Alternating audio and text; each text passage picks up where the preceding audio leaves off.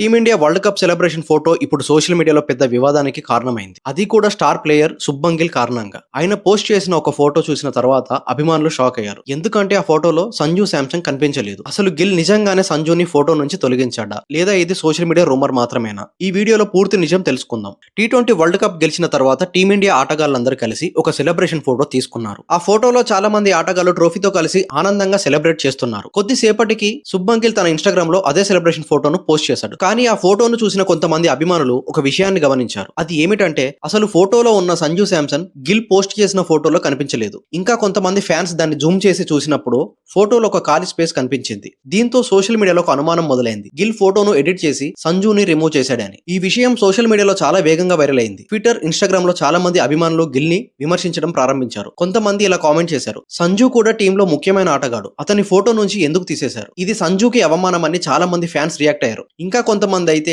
గిల్ పై నేరుగా కామెంట్లు చేసి ఎక్స్ప్లెనేషన్ అడుగుతున్నారు. ఇక్కడ చాలా మంది అభిమానులకు ఒక ప్రశ్న వచ్చింది.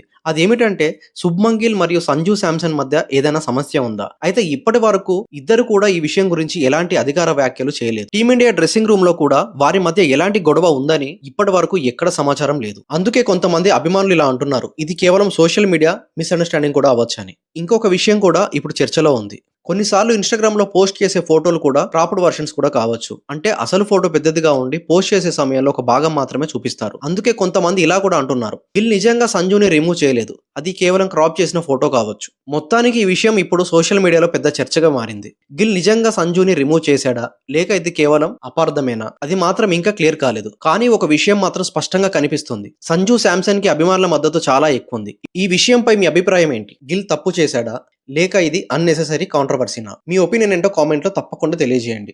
మరిన్ని క్రికెట్ అప్డేట్స్ గురించి మన ఛానల్ని సబ్స్క్రైబ్ చేయడం మర్చిపోవద్దు.